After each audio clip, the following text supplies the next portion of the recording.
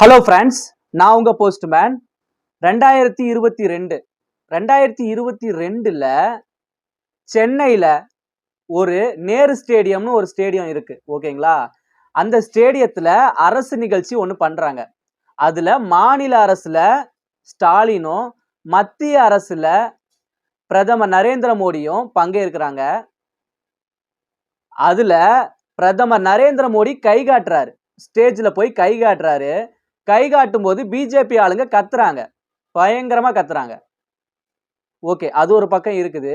இன்னொரு பக்கம் மாநில அரசு தலைவர் இருக்கார்ல, மு.க. ஸ்டாலின் முதலமைச்சர், அவரு ஸ்டேஜ்ல ஏறி போய் மைக்க பிடிச்சு பேசுறாரு. பிஜேபி ஆளுங்க மோடியை பார்த்து எவ்வளவு தூரம் கத்துனாங்களோ அதை விட பல மடங்கு ஸ்டாலின் ஸ்டாலின் அப்படின்னு பயங்கரமா கத்துறாங்க டிஎம்கே ஆளுங்க. இது ஒரு பக்கம் இருக்குது, ஓகேங்களா?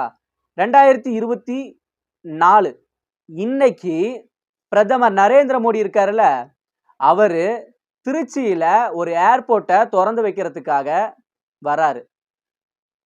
அந்த ஏர்போர்ட்டை திறந்து வச்சுட்டு கவர்மெண்ட் நிகழ்ச்சி திருச்சியில நடத்துறாங்க, அரசு நிகழ்ச்சி கவர்மெண்ட் நடத்துறாங்க.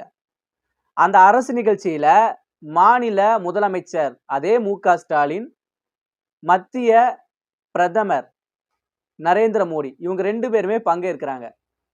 அப்போ ஸ்டாலின் மைக்க பிடிச்சு போய் பேச தொடங்கும் பொழுது கீழே இருக்கிற பிஜேபி ஆளுங்க மோடி மோடி மோடி அப்படின்னு பயங்கரமா கத்துறாங்க. அதை பார்த்த நரேந்திர மோடிக்கு சந்தோஷம் தாங்க முடியல, அது ஒரு பக்கம்.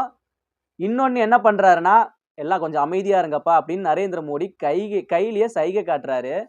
கீழே இருக்கிற பிஜேபி ஆளுங்களாம், தம்பி கொஞ்சம் அமைதியா இருங்க, நம்ம மோடி வந்து பேசும்பொழுது சத்தம் போட்டுக்கலாம் அப்படின்னு அந்த ஆளுங்களை வந்து பிஜேபி ஆளுங்களும் கொஞ்சம் அமைதிப்படுத்துறாங்க. அதெல்லாம் கண்டுக்கல ஸ்டாலின் ஒரு பக்கம்.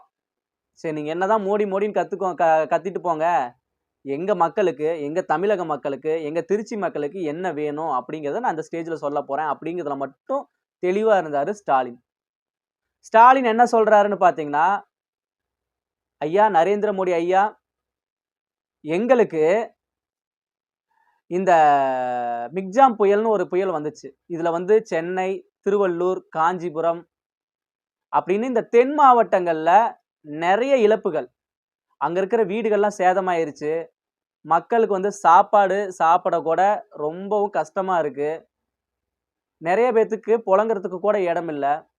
அதனால அந்த இழப்புகள்லாம் சரி கட்டுற அளவுக்கு எங்களுக்கு கொஞ்சம் நிதியை ரெடி பண்ணி கொடுங்க அப்படின்னு கேட்குறாரு. அதை நீங்க கண்டிப்பா மோடி நீங்க பண்ணி கொடுப்பீங்க அப்படிங்கிற நம்பிக்கை ஸ்டாலின் எனக்கு இருக்கு அப்படின்னு ஸ்டாலின் சொல்றாரு. ஒரு பக்கம் நிர்மலா சீதாராமன் இருக்காங்கல்ல, அவங்க ஆரம்பத்திலேயே இதை வந்து இயற்கை பேரிடரா தேசிய பேரிடரா அறிவிக்க முடியாது அப்படின்னு சொல்லியிருக்காங்க. அது வேற பக்கம். இப்படி இருக்கும் பொழுது நரேந்திர மோடி என்ன சொல்றாருன்னா, கண்டிப்பா நான் இதுக்கு உண்டான நிதியை நான் ரெடி பண்ணி கொடுப்பேன், இதுக்கு ஒரு பெரிய தொகையை நான் உங்களுக்கு ஒதுக்கி கொடுப்பேன் அப்படின்னு சொல்லிட்டு அந்த ஸ்டேஜ்ல இருந்து அந்த நிகழ்ச்சியெல்லாம் முடிஞ்சிருது.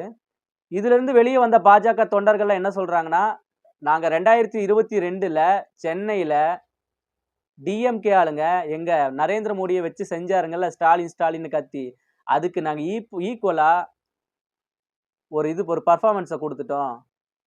மோடி பேரை கேட்ட உடனே அந்த ஸ்டேடியமே அதிர்து பாத்தீங்களா, இதுதான் பிஜேபி அப்படின்னு சொல்லியிருக்காங்க.